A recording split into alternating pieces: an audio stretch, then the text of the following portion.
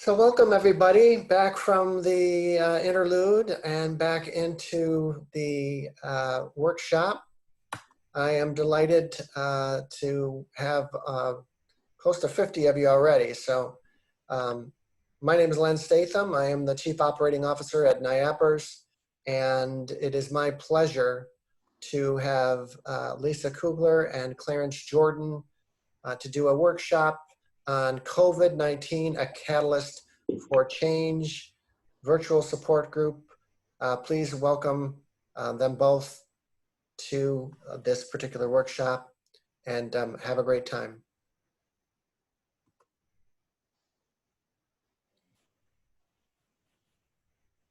Thank you so much, Len. It's great being here with all of you guys. My name is Dr. Lisa Kugler. I'm Vice President of Clinical for Beacon Health Options. And Clarence, would you like to introduce yourself?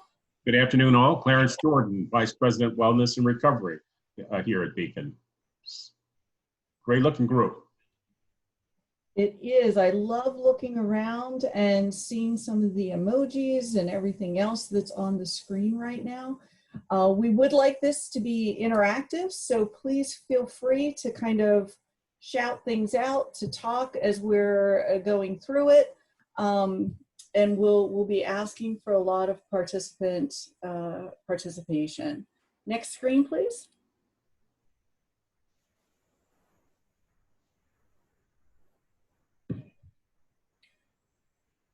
Next screen, please, Len.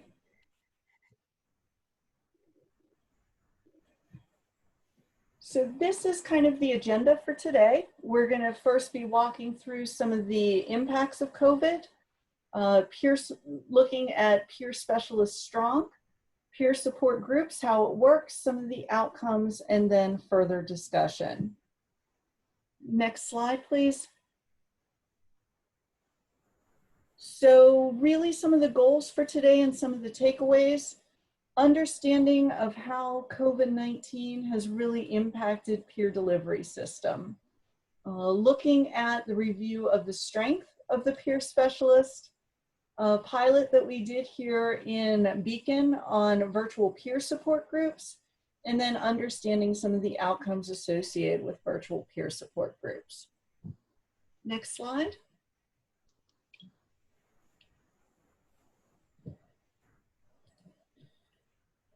Next slide, please. So impact of COVID-19. Now this is where we're going to want some participation here. I'd really like to know, how has COVID-19 impacted you guys? What are some of the things that you're experiencing at a professional level? And if you even want to talk a little bit at a personal level, what are some of the things that you're seeing, or some of the things that are changing through the pandemic? Anybody? Hey, I'm Dino. I'm off of work now because of COVID, but from March till May, I was working with Exodus as a reentry case manager. And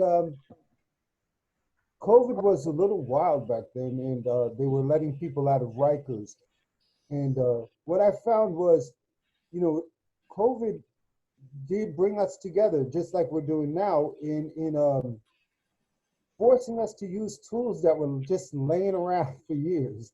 And so, like Zoom meetings for recovery were very helpful, especially for people coming home and for people that were not as mobile as others. So, and that remains something that's going to be here. There were challenges with getting in touch with entities like Social Security or DMV, or even trying to get birth certificates. But I think some of that may have been worked out, but that's what I experienced. Thanks so much, Dino. And I love what you did too. You talked about both some of the struggles and some of the ways that people overcame those. Anyone else? What are things that you've noticed that have changed through the pandemic? Hi, this is Sue with Directions in Independent Living. One thing we found, we went to an all telehealth, telephone approach, no face-to-face. And those people who would easily cancel, we were not seeing as many cancellations from that. So our ability to see people went up. And then now the flip side of that is they're very excited to start to do face-to-face again. So whereas they might cancel a lot before, they're now like, when can we get together and go get coffee and do something like that? Love it. Yes, absolutely. So actually saw the no-show rate decline, and people that might have been more reluctant to get engaged actually did because it felt a little bit safer. That is so cool. Anyone else? What did you see? What did you experience? Hello, I'm Marianne. I'm a peer bridger at NYAPRS, and I found that working from home since mid-March, as all of the bridgers have, we were able to connect via Zoom, which is good because we connected bright and early on Monday mornings. And these are folks, co-workers that are all over New York State. So they're in different regions, the weather is different, but so on and so forth. We're all meeting together to champion each other, because I think that's what the COVID-19 pandemic is placing right in front of us. It is a challenge. I've used the time for skill building because I found that there is a wealth of information with the trainings coming out of mental health, peer support, and primary care as an integration. If you looked at all three of them together for 3 months, you would find that it's a safety first mentality. This has been so incredibly cool to listen to some of you. And I don't know whether it's the process that we're going through or whether it's just that I'm with the coolest group of peers ever in the world. Because, can we switch the slide, please? Next slide.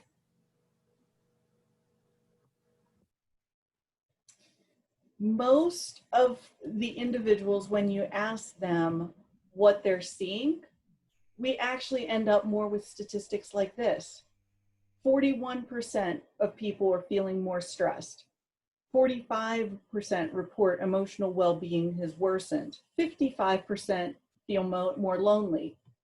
And what I'm hearing from you guys is taking that challenge and figuring out how to overcome. I hear the resiliency of people. That doesn't mean that these things aren't occurring and that this isn't real. This means that there's both sides of the coin there. Because I'm also seeing in some of the chat too, and thank you everyone for sharing, that everyone's having different experiences with COVID-19. I do agree. There was stress. There was stress, but we found ways. I love it. Exactly. And that's one of the coolest things about recovery, and what peers can bring to the table is the ability that you guys have experienced difficult times and have overcome. And there's some people out there that may not be used to doing that. And they may be the ones that are getting more stuck now because they're getting a lot of those challenges and they're not used to pulling on those coping skills and figuring them out and looking at things from a different angle and moving on. 24% report the ability to protect their health of their household has gotten worse. One that I love focusing on is kind of like right here. There has been a 34% increase in anti-anxiety medication prescriptions. That is a huge increase in the past 6 months in prescribing practices. 79%, this is 8 out of 10 individuals, worry that the pandemic will trigger a recession financially. Next slide, please.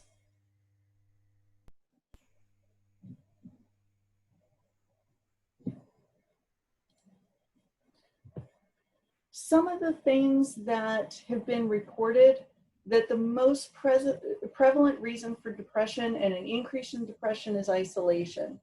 We are really seeing an uptick in domestic violence nationwide, anger issues, substance use, suicidal thoughts.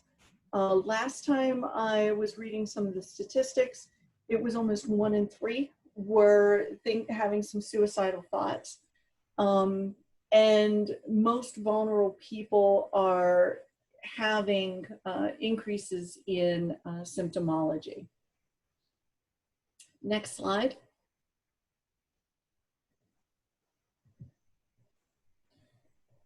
I know I'm speaking to the choir here, but one of the biggest hit areas was actually New York. As of April 8th, and I know that things have changed significantly since April, there were 6,268 deaths from the coronavirus in the state. And just in New York City alone, there was 4,571. Obviously, at this point in time, things have really shifted around for New York. And you guys now have one of the lowest community transmission rates in the country at 1%, and really kind of on the back end, at least right now, of the pandemic. And from hearing you guys talk, it's amazing some of the resilience that I'm hearing. And, you know, we found new ways to get connected. We're enjoying the early morning kind of connections that we're having with people. We're seeing individuals that we may not have seen otherwise because they had some of that internalized stigma, or they weren't ready to kind of come in and see us, and we've gotten able to get connected with them. You know, someone just reported in on the chat line, there is though that still that side of the pandemic that will stay with us. Someone wrote that one of the peers and clients that he works with had 14 people in his family die of COVID. And that's a lot of loss at one point in time. At times I feel the world feels like me. What a great statement. This is one of those things that is pulling everyone together in one way or another. And we're all working through it together. And we're trying different things. Some are working, some aren't. And it's really, how do we continue to move on from here?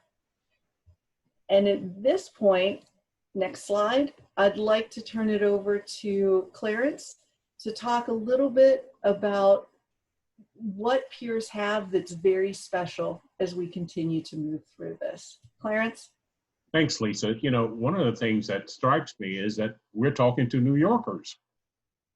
New Yorkers are strong by nature, right? I'm waiting for someone to agree with me. Okay. Right. It's right, it's right. 100% right. Yeah, we're survivors. We're survivors. There we go. There we go. New York tough. We're survivors. Next slide, please, Lynn. Well, let's face it, guys.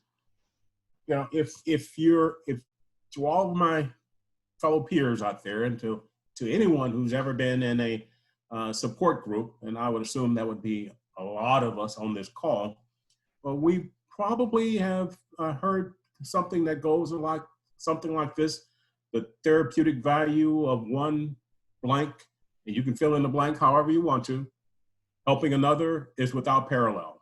This helper therapy principle observes the helper's health benefits is derived from helping another with a shared melody. In other words, I get stronger when I help others.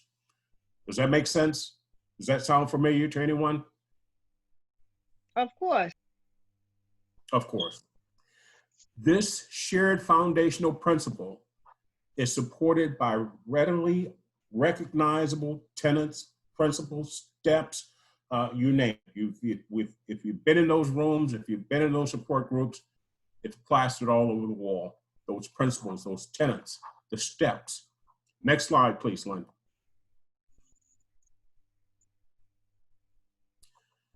The most significant of these guidelines, and I'm talking about the national practice guidelines, strength versus deficits. Let's see if we can name them one at a time. Next button, Len. Peer supporters focus on the strength of those they support. I see a yep, yay, for real. Next one. Peer supporters use their own experience to demonstrate the use of one's strength. Amen to that. I've worked with a lot of peers, and each and every one of them, probably like you, are very, very good at sharing their stories. And they all come from a strength-based perspective. Next slide. Peer supporters encourage others to explore dreams and goals. Just on a call a little while ago with one of our supervisors, and we were talking about this very subject. You know, one of the things that we can all benefit and learn from is to how to have individuals visualize what their future can be like. And if I asked you if you could close your eyes and think real clearly, where are you going to be in the next 3 to 5 years? What does your life look like in the next 3 to 5 years? Recovery starts with a vision. We can't possibly get to goals. We can't possibly get to objectives to actuate those goals without a vision. It all begins there. And as peers, I think this is one of the strong suits that we have. Next bullet, please. Peer supporters operate from a strength-based perspective and acknowledge the strength-informed choices and decisions of peers as a foundation of recovery. That goes without saying. Next bullet.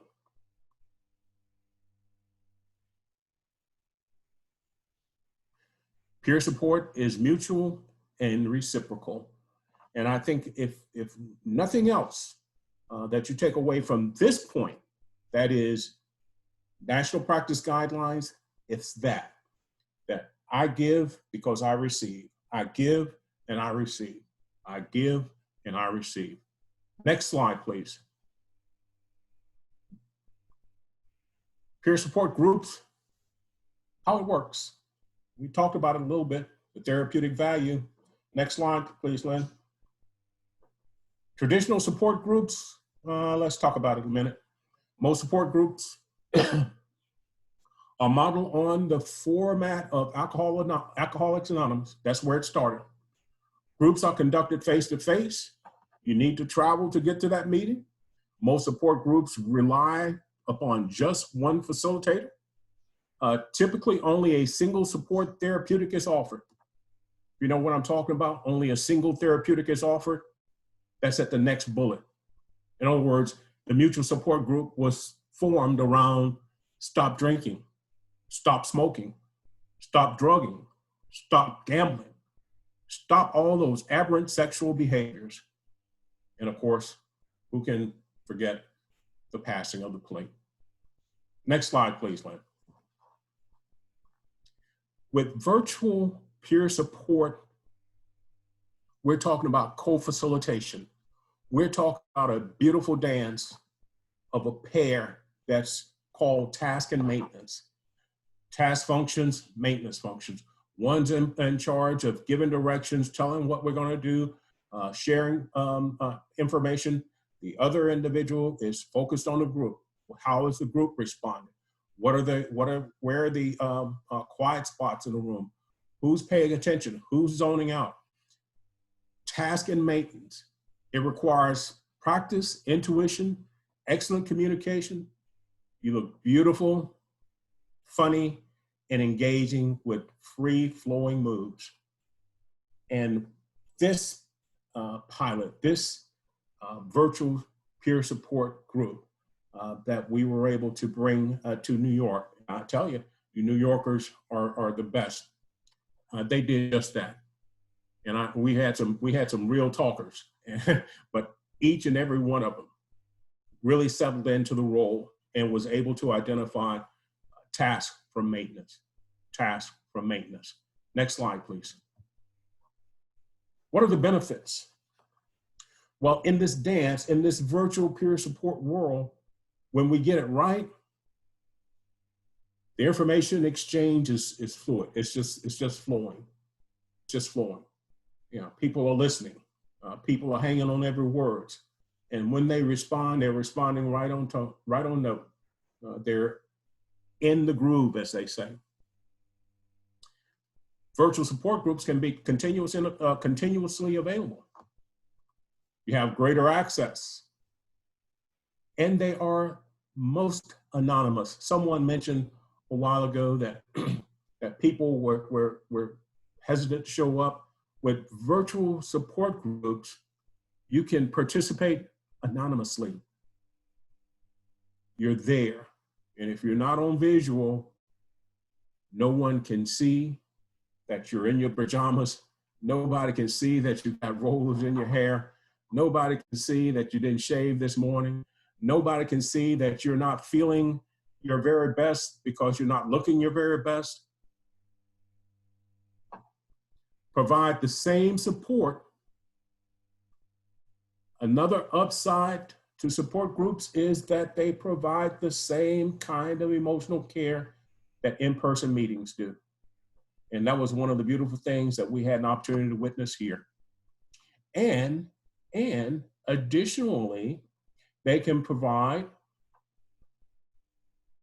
a secondary therapeutic. And in this instance, while the group is going on, you know how sometimes individuals can have challenges when they're in the room. They may have to step out of the room. They may be triggered by something that someone said. Well, in this instance, when that person steps out of that meeting room, they're stepping into another room where there is someone well qualified, a clinician, to be there and to talk with them and to address the concerns and needs that they have as a person, one-on-one. Isn't that a beautiful thing? What do you think about those benefits? Right on, right on. All right. Who was that? It's Dino. Oh, Dino. Next slide, please, Lynn. I want to talk a minute about the elements that made up this virtual support group, this pilot. I think Lisa mentioned because it was a pilot, we had to do some things differently to give us that measure that we needed to have at the end of the pilot. So there was a pre-post assessment. This is talking about the needs of individuals, loneliness scales, that kind of thing. Virtual peer support group criteria, that is, we had criteria for individual participating in the group. And really and truly, if you were walking and talking and breathing, you wouldn't have difficulty making it into this room. Virtual peer support training outline for facilitators. Facilitators got to be trained. And I don't think task and maintenance functions come easy for a lot of people. And so we did have training on that. As a matter of fact, I think all total, we had 6 hours of training. And you know why only 6? Because most of us have been in those rooms before. We have a sense of how the support group is run. And so it's now a matter of just providing information to the facilitators in terms of what those people, what those individuals should be looking at. They should be looking at tasks. They should be looking at maintenance. That's awfully difficult for one facilitator, but it works beautifully when there's co-facilitation. There was a consent form. Peer services, and I'm quite sure that many of us are aware of this, are voluntary. I mean, you don't have to have peer support. One of our guiding principles is that peer support is voluntary. there was a brochure, a virtual brochure that our facilitators could use to educate the participants about the group, what to expect, what were the ground rules in participating in the group. The same as you would see when you walked into an AA or NA meeting or any other 12-step. You would see those, what we call steps, and this is how we're going to conduct ourselves. We provided a suggested topic list, and I think more than anything else, for one reason. Sometimes when we start thinking about facilitating groups, they can degrade into becoming a session where it looks more like one-on-one therapy or one-on group therapy. We got to keep this moving, guys. We got to keep this on point. We got to keep it positive. And so one of the things that we wanted to do to kind of help encourage that was to develop a suggested topic list and provide the facilitators with some talking points so that if they found themselves getting sucked into that kind of room, that kind of group, then they could go to those talking points to get the group back on track. Most helpful. And of course, we had feedback. How did they do? As a matter of fact, immediately after each session, we met with the facilitators. We talked to them. What did they like about the group? Where did they see room for improvement? What did they think about when someone shared a particular subject with them? Next slide, please. And to talk more about those outcomes, those specifics as it related to that pre-post assessment, let's go back to Lisa.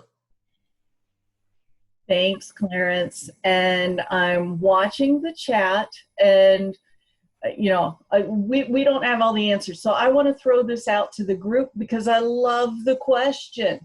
How do you promote a virtual group to people who are suspicious of virtual groups or uncertain how to participate due to being uncomfortable with technology?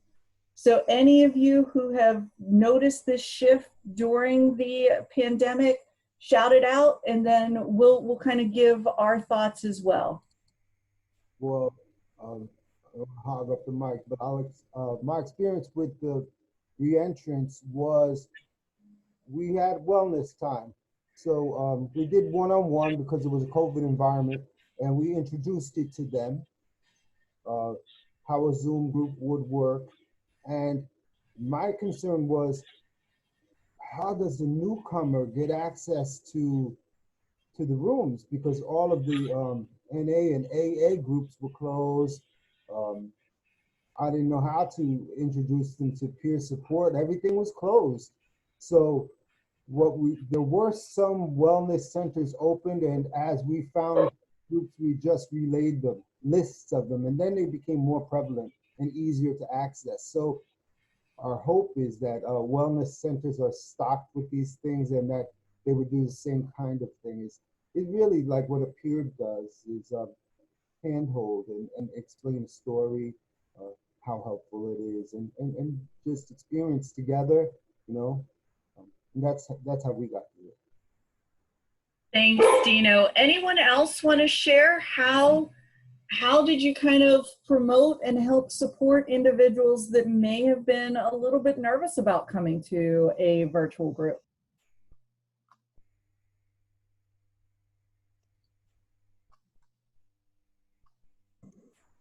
Hi, can you hear me? We can, Allison. Thank you. Awesome. So I actually work with youth, and I do a social skills group, and it started during COVID. And we kind of I let the youth set up the rules and guidelines for the group. So for example, one of our rules is like, if you need to talk, you raise your hand. Well, it'd be like raising your hand, but you unmute your chat. And we use this called GoToMeeting. I don't know if you've heard of that. Yep. And one of the other guidelines is what happens in group stays in group, and the youth are really good about doing that. So then HIPAA laws aren't broken, and the youth can be comfortable coming into group and just being able to be themselves and not worry about judgment. And not everyone's allowed in the group either, so. Exactly. Does anyone else want to share? And then I'm kind of happy to share what Clarence and I did. Yes, I'll segue off of the last comment. With Zoom, which is the most common, so I'm going to use that as an example. But with any of the virtual meetings where you can dial in and you can show your screen, you can do audio only. So there are several options that people don't know. They think they have to go in and they have to show their face and somebody has to hear their voice and they're not sure when they're muted.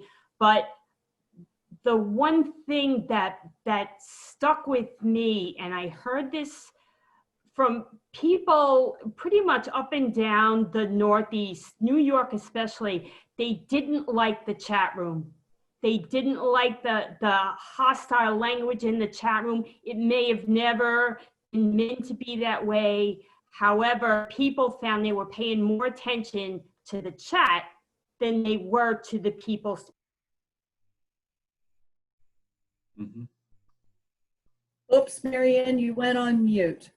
However, a facilitator is gonna, put it out there that, find out how you feel comfortable. Start with just audio and listen. And if you're gonna go full screen and you wanna check out the chat, that's fine. But, be aware that you can always shut down the chat room and not look at it. You don't have to show your face, and you can always find another group. Marianne, I loved it, and quite honestly, couldn't have said it better myself. You guys came up with many of the things that we actually did. Mike, I noticed you took your mute off. Would you like to say something? Yeah, we didn't run into problems so much where people didn't like it. Well, at least they didn't say they didn't like the group chats. I know when we first started, the response was kind of slow, and it's starting to pick up. In fact, in Rochester, where I work, we ran into a technical problem of trying to expand the size of the space. So we ended up making use of some microphones and a soundboard so that we could have a large space and we can actually combine them in person and then a virtual. Because we did find a couple people that actually preferred the virtual as opposed to the in-person meetings. And going forward, that's something we're probably, at least we're going to try and keep having the virtual meetings, see how well it works out. Wonderful advice, Mike. Can we move to the next slide? And I'll talk a little bit about the specific group that we did at Beacon and what were some of the challenges and what we did with it. So really, we recognized at Beacon that one of the most vulnerable populations were those that were engaged with our intensive care management services. Our teams were used to being out in the field and seeing people face to face, but obviously when COVID came about, everything had to change, and it had to change quick. One of the things we really wanted to try was a virtual peer support group. I think we got it up and running in probably one of the quickest implementations that we've ever done. It was about 6 weeks to train the two co-facilitators, to do the outreach, to get the brochure, to do the group rules, everything, and it launched in 6 weeks. The group was really designed to reduce loneliness scores and to support members on the issues that they were addressing. We asked 50 individuals if they would like to attend the group, and 22% of those individuals engaged in at least one group, which is actually, we felt, really high considering how much was going on at that point in time and how many challenges people were encountering. Next slide. One of the things that we noticed was there was very limited attendance during the first several weeks. So we did outreach to the individuals that said that they would attend and then didn't. What we found is that with the lack of structure and the disruption in everyday kind of procedures that were occurring, is people were just forgetting. Times were off, normal processes were off, everything just felt off. So we actually began texting reminder less than 2 hours prior to the group. And we saw our attendance go up, it doubled very, very quickly. So we've taken to doing the texting reminders. And I love, it just came through the be respectful of others in the group.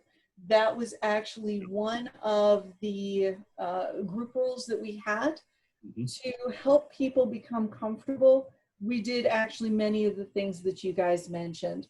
We talked with individuals who said that they would come and then didn't, to find out what was the reason why. For those individuals that said that they didn't want to come, some of them said, you know, I'm not ready, I've got to focus on other things. Completely understandable. Some of them did say they were nervous with the technology. So we did allow individuals to use screen names. We allowed individuals to call in only. We allowed individuals to, you know, just introduce themselves however they wanted to do that, and they didn't have to respond, but if they wanted to feel free to talk during the group. We really let people be where they were. And we had some amazing interactions by the end of the group. It was absolutely phenomenal. Next slide. Looks like Allison and Annette had similar reactions, Lisa. That is to say, group rules do help. Reach out to individuals do help, particularly with the new technology.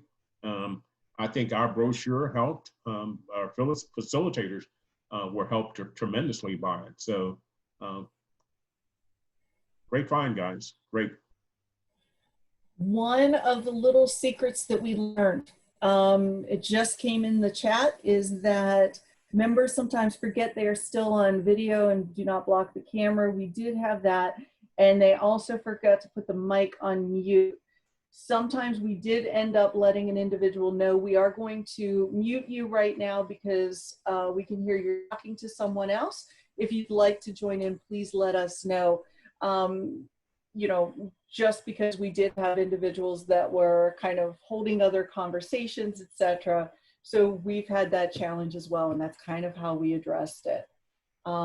We did have some awesome outcomes though.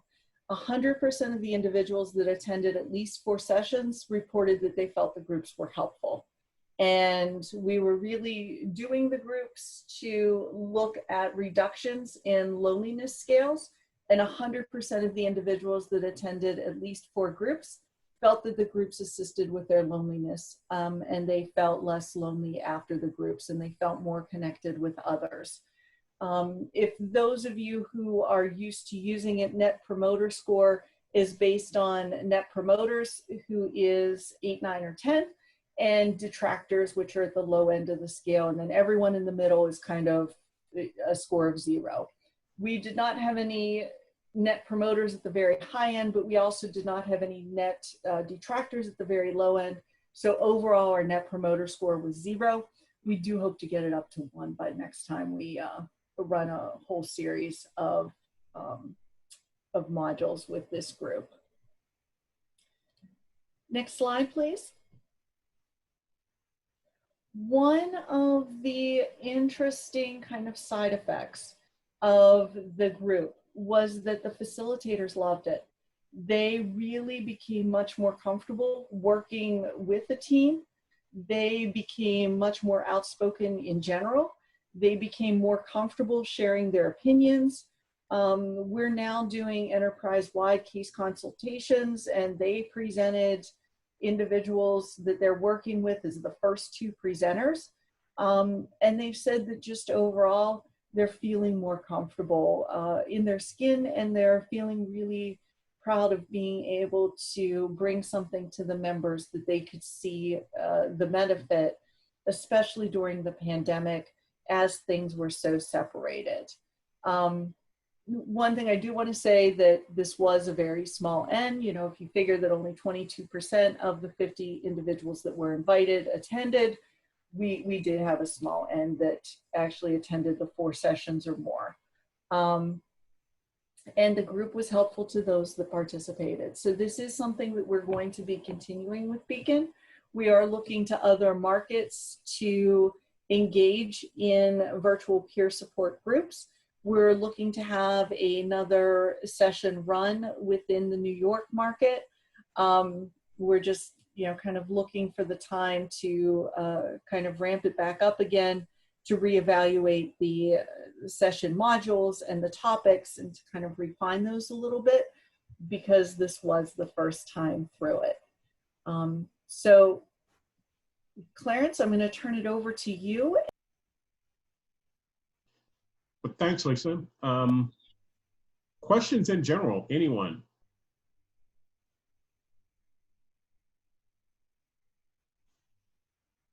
Don't be bashful.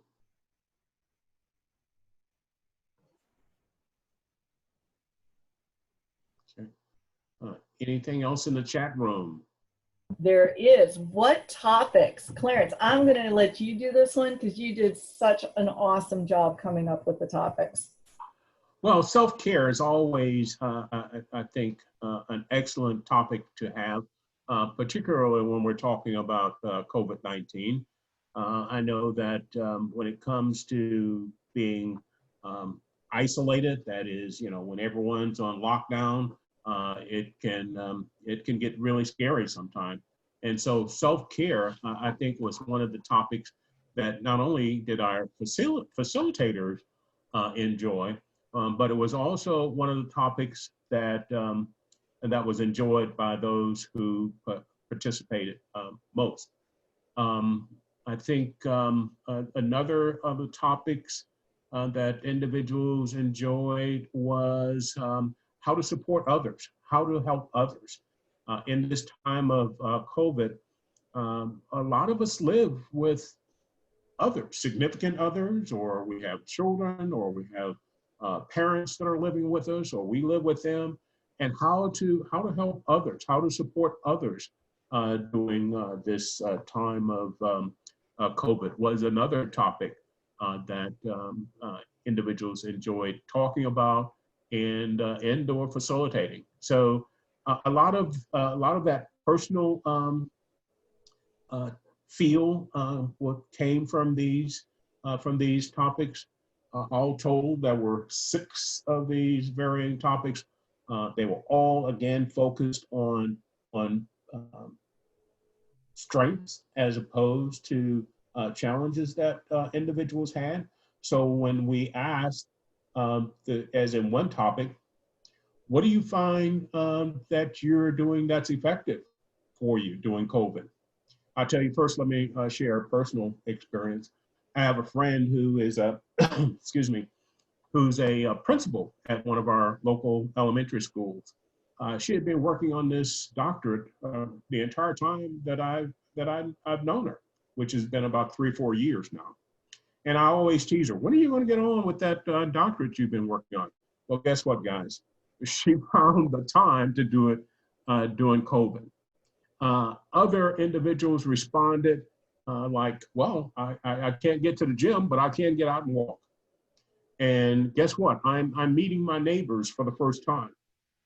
And or I'm finding more time to spend with my children, or with my parents, or plant that garden, or do any of those arts and crafts, you know, clean up around the house kind of thing, paint if you want to. These were the kinds of positive things that people really got into and really enjoyed and really liked talking about. And so I would encourage you, if you're thinking about, or if you're already doing support groups, that you think about whatever topics you feel most, and I would almost suggest having topics in advance as opposed to showing up at a meeting and asking people what do they want to talk about. That I think is a recipe for doom. You won't find very many people coming back because they don't get the encouragement, they don't get this empowerment that they can when the topics are kept on a very positive note. So that's my feedback to the question. Anyone else? Yes, Clarence, you said something 10 seconds ago that sparked a thought. It's October. This week was the first day of fall, and we're accustomed to foliage, but I wonder what this holiday season is going to feel like. And I haven't heard many people talking about how it's going to be different, how it's going to be similar. And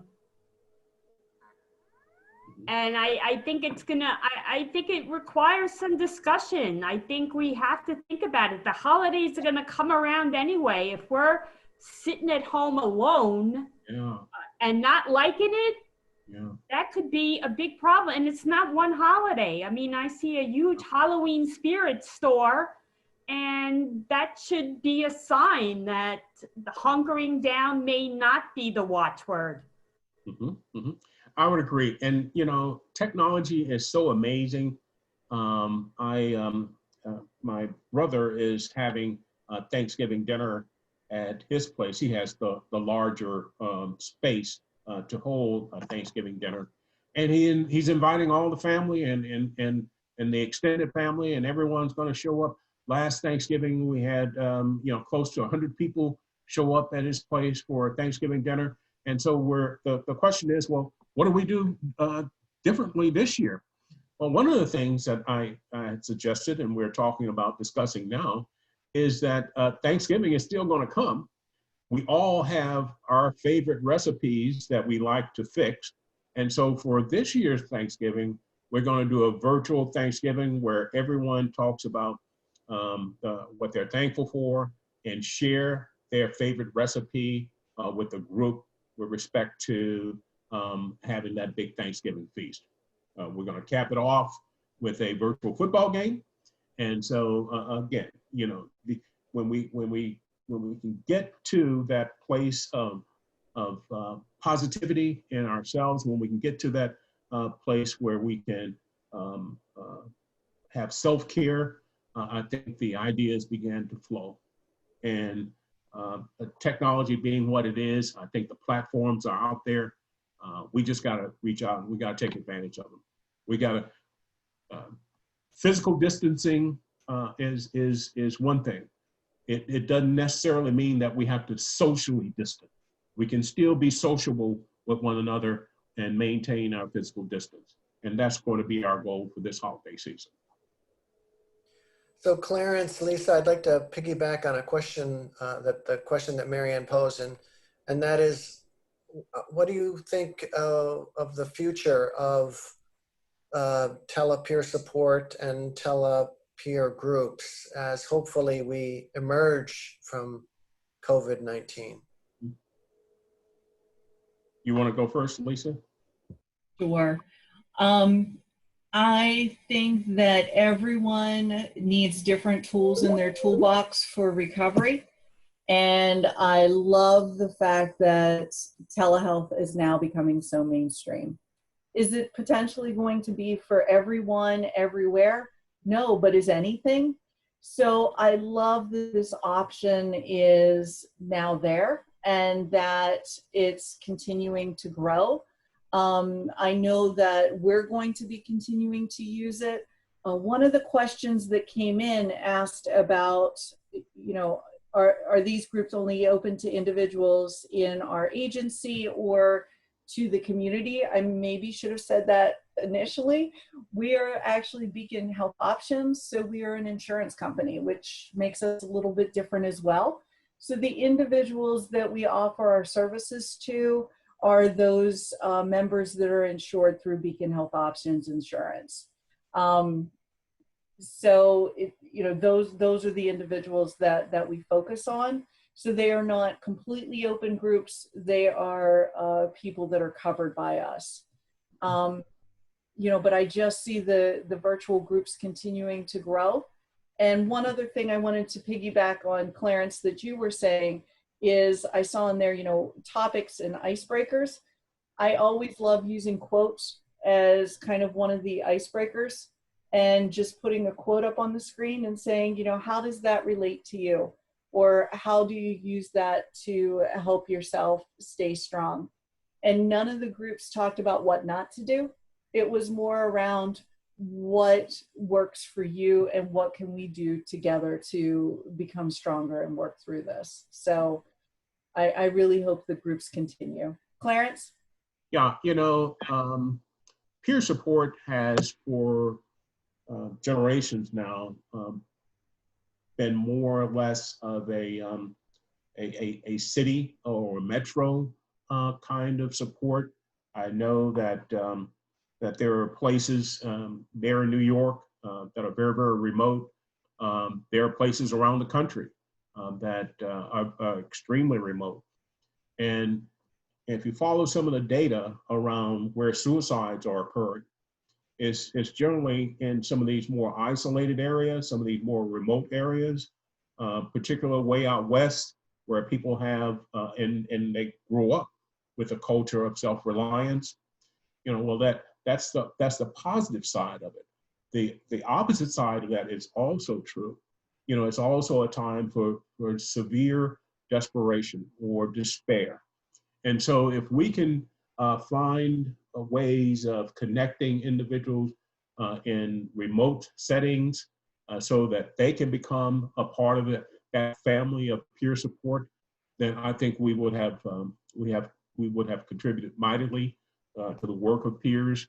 I do believe that technology is not limited. I think individual users can be limited. And so for me, I'm going to commit myself to learning as much as I can about this technology called Zoom, because I know its power. I know what we can do. I know what some of the features and tools are within Zoom that will certainly help me be able to reach some of those individuals that have traditionally been more difficult to reach. So I do see great potential, and I too believe that the virtual space, whether or not COVID goes away or not, has a great deal of benefit. It's not going to be for everybody, but it has a great deal of benefit worth sharing and exploring on a much wider scale than what we've done. I have a question.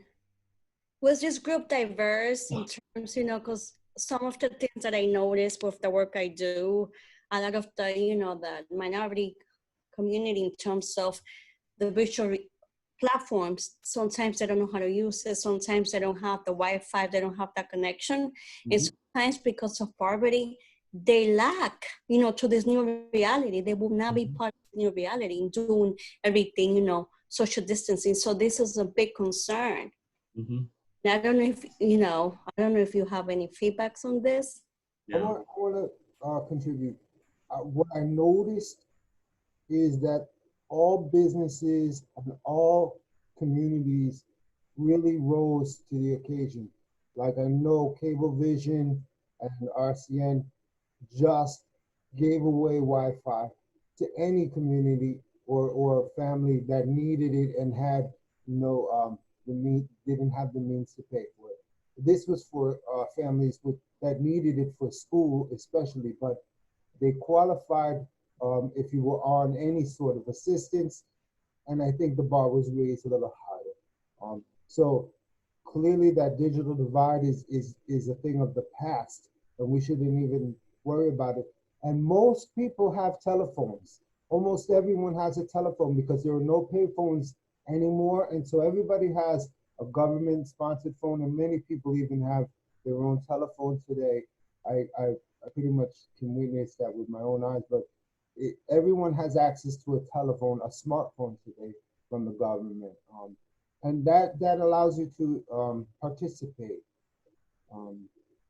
There are other things that have, there's so many more benefits that we have realized that are with. This has been a terrible, terrible thing that has happened to us. So many people have died and we were isolated, we didn't know, but the technology that's been laying around and the status quo of, well, we can't work from home because that's just the way we've always done it. We've proved it wrong. People have risen to the occasion and proved to companies and to their office that they can work from home. And peer specialists have really gained much because we've been the bastion of all of the helping. You know, we've just been doing everything, whatever they thought, driving around, picking up people's medicine, driving them to appointments, and now we've been able to prove what we actually can do. And Those are great observations, Dino. I would agree with all of what you said. Yeah. I do believe that technology is a key to reaching communities that have traditionally been challenged in the way that you've mentioned.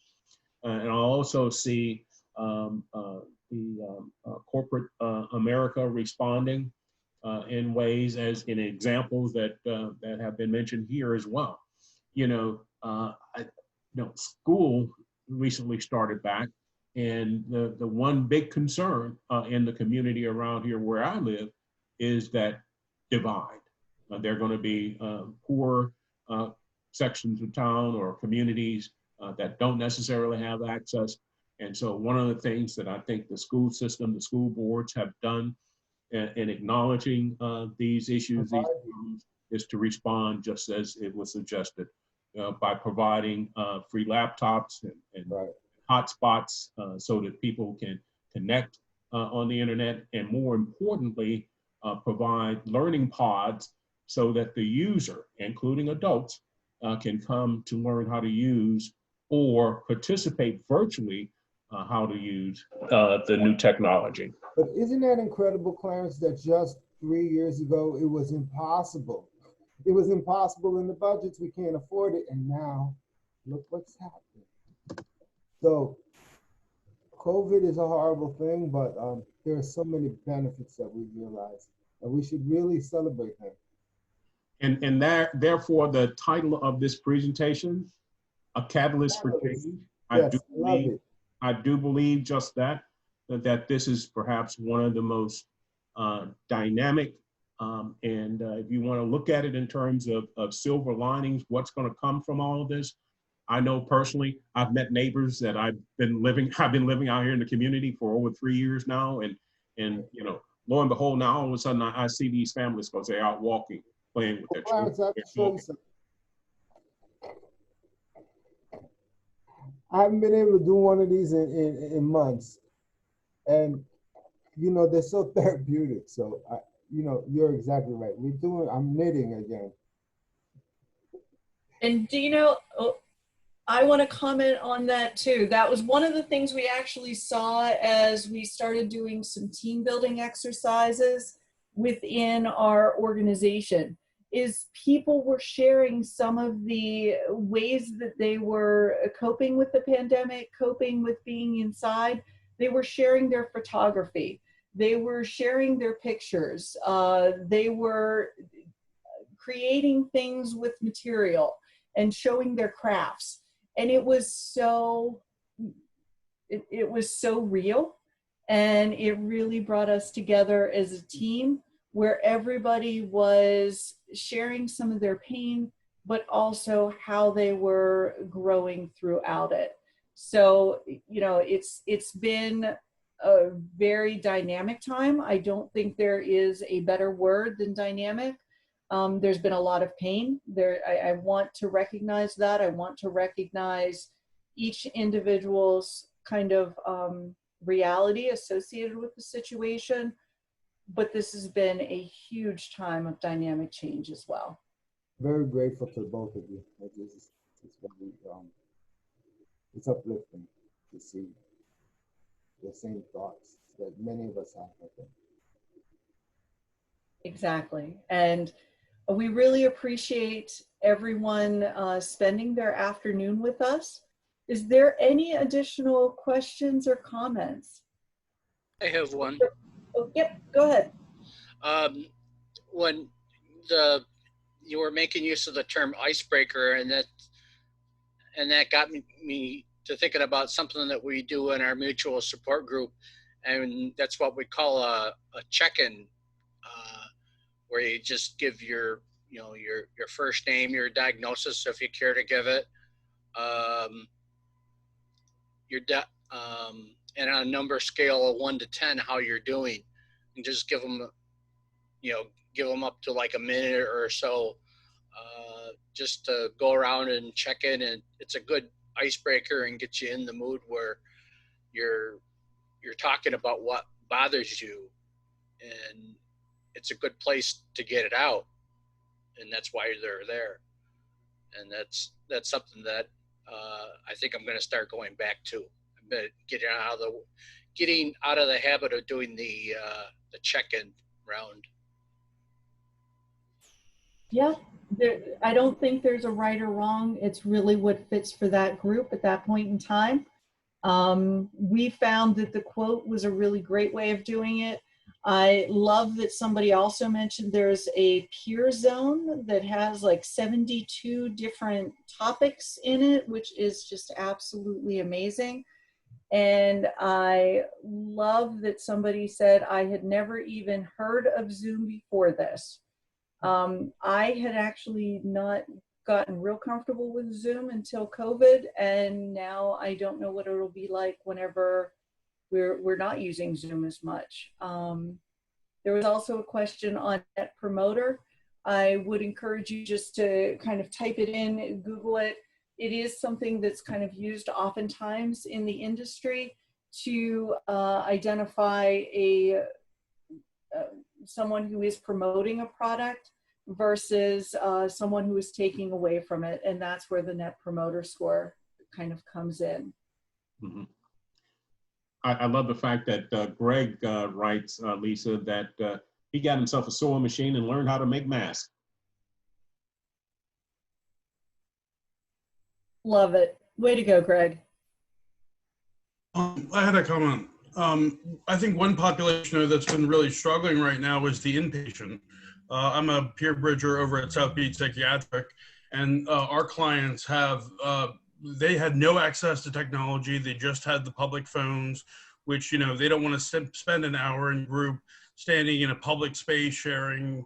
Even when they go out back into the community, if they're going to housing, they don't have access to the free phones in my experience, because they don't have a set address that the government will recognize. So that's a population that's still really struggling right now from what I've experienced. Thank you for that. I mean, the individuals that we were offering this group to were those individuals that were coming out of inpatient hospitalization. It was across a variety of payer sources, Medicaid, Medicare, and commercial. We definitely recognize that it's not perfect, and there is still so much that could be done. We're grateful for the little bit that we are able to do, and definitely continue to raise those groups that may be marginalized or may not have access to different kinds of technology to help support them. And let's continue brainstorming ways to really make these efforts and these coping strategies accessible to everyone. So thank you for that. Thank you. And if I could add to that, Lisa, I hear all the experience in terms of peers, and God bless you for the work that you do.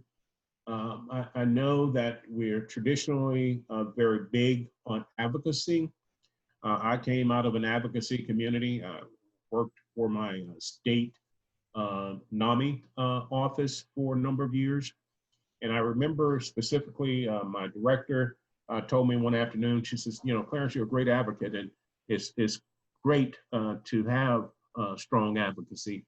It's even more important to know what to advocate for. And so my point being, there are a lot of opportunities to let people know what's going on, what's missing, what's needed with respect to the population that we're seeing. And if we can fine tune some of that advocacy to help fill that void that we're witnessing, I think the world would be much better for it, and we would feel much better for it as well.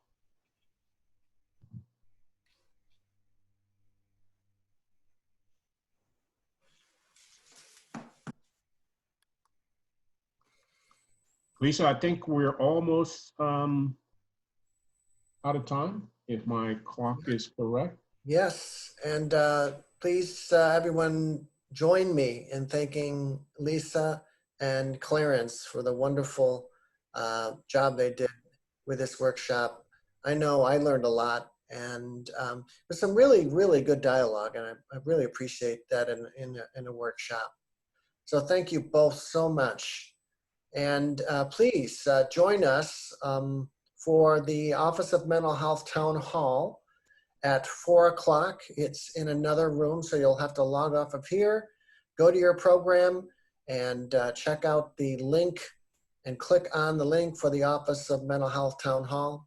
And we hope to see you there. Thanks so much. Bye-bye. Thank you. Thank you. And thank you for everything you guys are doing. Have a great remainder of the day, and best wishes to all of you.